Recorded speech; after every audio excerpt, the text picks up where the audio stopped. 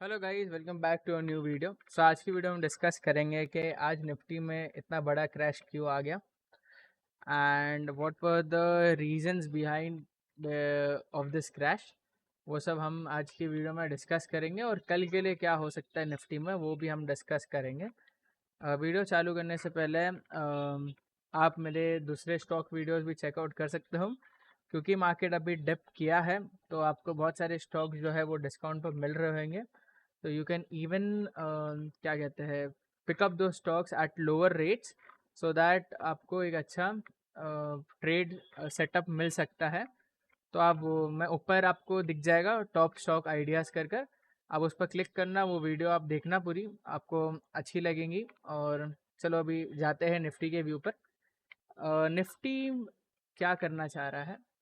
Nifty में आपको कितने टीम से बोल रहा हूँ कि निफ्टी जो है वो एक कंसोलिडेशन जोन में ही है। 25,200 के अगर ऊपर नहीं निकल रहा है तो इसका मतलब यह है कि हमें लॉन्ग नहीं करना है एकदम मार्केट्स को। लेकिन जिस दिन 25,200 के ऊपर निकला तो मार्केट्स एकदम ऊपर जा सकते हैं।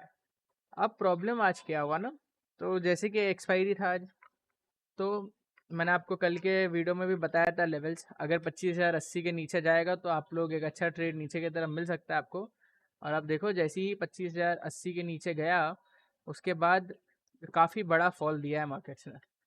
तो ये सब चीज़ें हुई आज के दिन में। आज एक और चीज़ हुआ कि जो प्लेन अपना अहमदाबाद में क्रैश हो गया। मे बी उसके फियर के अंदर हो सकता है कि मार्केट को एक फियर आ गया हो कि ये टेररिस्ट हमला हो सकता है, हाईजैक हो सकता है, बिकॉज प्लेन ना टेक ऑफ के वक्त गिर गया था। तो अभी वो सब चीज़ें क्लियर हो गई है कि कुछ ऐसा हुआ नहीं है। प्लस हमारा इन्फ्लेशन डेटा बहुत अच्छा आया है, 3% का एक्सपेक्टेशन था, 2.8% आया है। सो वो इन्फ्लेशन डेटा काफ़ी अच्छा है हमारी इकोनॉमी के लिए। इन्फ्लेशन काफ़ी कंट्रोल में है। लेकिन अब मैं आपको लेवल्स पर चले जाता हूँ। लेकिन तो डेली चार्ट मेरे को खोलना, डेली चार्ट पर। सो आज जो हुआ ना निफ्टी के अंदर, मुझे लगता है एक एक्सपायरी का स्पाइरल इफेक्ट हो गया होगा, क्योंकि जैसे ही 25,000 टूटा ना वैसे ही बहुत सारे स्टॉप लॉसेस होंगे लॉन्ग्स के उधर, वो ट्रिगर हो गए। वैसे ही 24,900 आ गया और 24,900 के नीचे गया ना मार्केट, उसमें और ट्रिगर हो गया, उसमें 50 पॉइंट और गिर गया मार्केट। तो अभी क्या हुआ है, अगर मैं देखा बनाऊँ ऐसा चार्ट, ये इधर तक गया निफ्टी, फिर ये थोड़ा सा पुल बैक दे रहा है। अब हो सकता है मे बी इधर तक पुल बैक दे नीचे तक, 750 तक। एंड देन अगेन अगर ये ट्राई करता है ना और इस बार ये निकलता है ऊपर, तो एक बहुत बड़ी रैली निफ्टी कर सकता है। तो हमें यही फोकस करना है। मार्केट्स को शॉर्ट मत करो अनलेस या अनटिल 24,500 के नीचे जाके बंद हो जाती है। नहीं सॉरी, 24,350 के नीचे जाके बंद हो जाती है तो ही मार्केट्स को शॉर्ट करना, उसके पहले शॉर्ट नहीं करना। बहुत सारी अच्छी चीज़ें भी हो, जैसा मैंने इन्फ्लेशन का बताया आज के दिन में, वो अच्छा है। प्लस रुपी इतना कुछ खास बढ़ा नहीं है। आई थिंक ये कल गिर जाएगा ज़्यादा, क्योंकि आज डॉलर इंडेक्स में देख रहा हूँ तो काफ़ी क्रैश हो रहा है। देखो ये डॉलर ये लो के भी नीचे आ चुका है।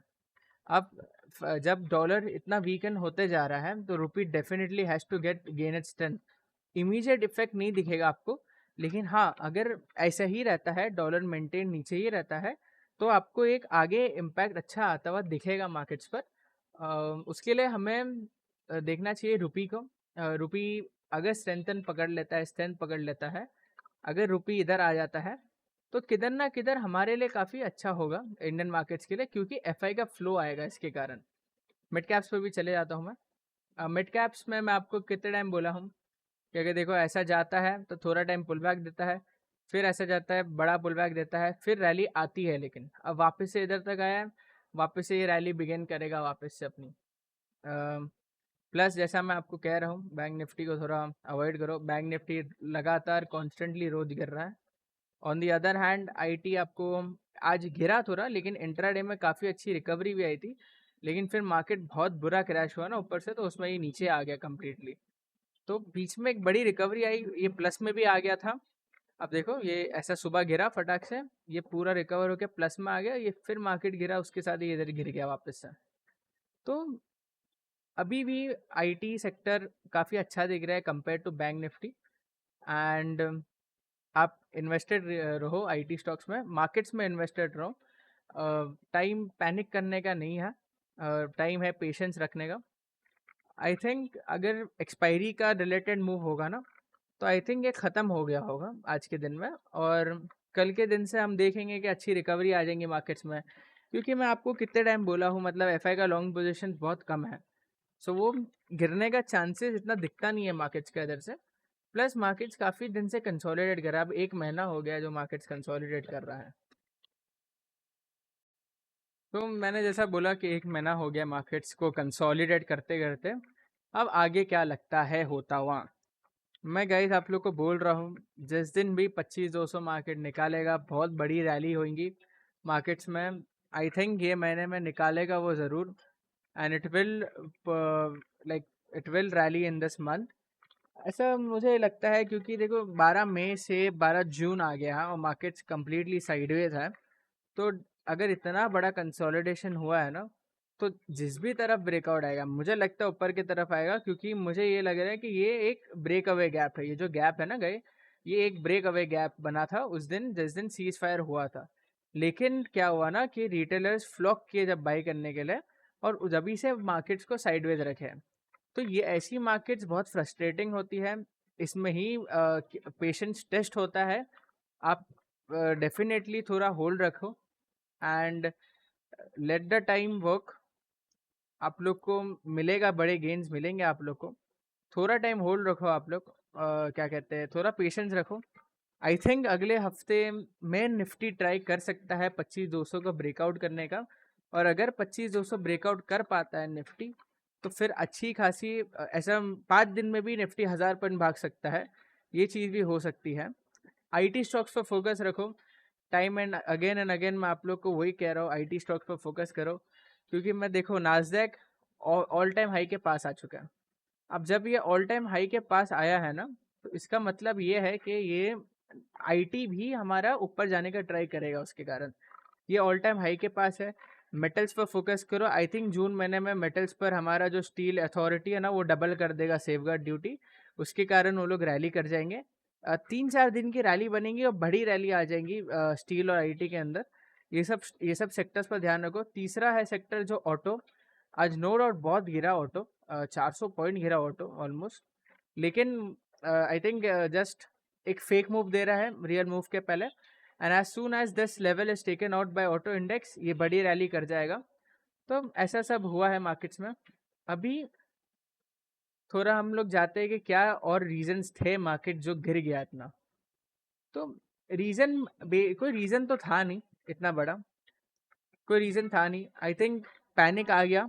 आज एफआईज ने बेचा भी बहुत है, लेकिन अभी एक दिन बेच दिया वो लोग ने। अभी उनके पास उतना लॉन्ग पोजीशन है भी नहीं कि और वो लोग बेच पाएंगे। जैसा मैंने कहा, बोल रहा हूँ मैं कि 20% पर है। आज वो लोग ने इतना बेच दिया तो वापस से वो 17-16% पर आ गया होगा। तो उनके पास इतना बेचने के लिए है ही नहीं। जो मैक्स टू मैक्स है वो 10-12% तक जा सकता है। तो उसके नीचे तो मार्केट जा ही नहीं सकता है। एंड आई थिंक जो सेकेंड हफ्ता है ना जून का, आई थिंक थर्ड हफ्ता, सॉरी अगला हफ्ता, मतलब आई थिंक एफआई आएंगे और शॉर्ट कवरिंग चालू कर देंगे मार्केट्स में। रीज़न क्या है? आरबीआई के तरफ से अच्छा रेट कट, सीआरआर जो पुश दिया आरबीआई ने, वो। थर्ड रीज़न है कि डॉलर 97 पर है। डॉलर मेरे हिसाब से एक बहुत बड़ा फैक्टर है जो रुपी को स्ट्रेंथन कर सकता है अगेंस्ट डॉलर। और अगर ये होता है ना, तो आप लोग समझ जाओ कि मार्केट्स में अगर रुपी स्ट्रेंथन होना चालू हो गया ना, तो एफआईज का फ्लो आने लगेगा। विक्स गिरते जा रहा है, आज बड़ा है नो डाउट, लेकिन विक्स ऐसे कॉन्स्टेंटली गिर रहा है। अगर ये 12 की रेंज पर आ जाए ना, तो इसका मतलब समझ जाना कि मार्केट्स अच्छा खासा बॉटम आउट हो चुका है और ये बड़ी रैली करने के लिए रेडी है मार्केट्स। प्लस आईएनआर पर ध्यान रखो। आईएनआर के ऊपर अगर आईएनआर 85 के नीचे गया ना उस दिन, किस दिन भी, तो फिर मजा आएंगी गाइस। फिर जो एफआई का फ्लो आएगा ना, वो मार्केट्स को इतना ऊपर लेके जाएगा ना, हम देखते रह जाएंगे और मार्केट्स ऊपर रह जाएगा।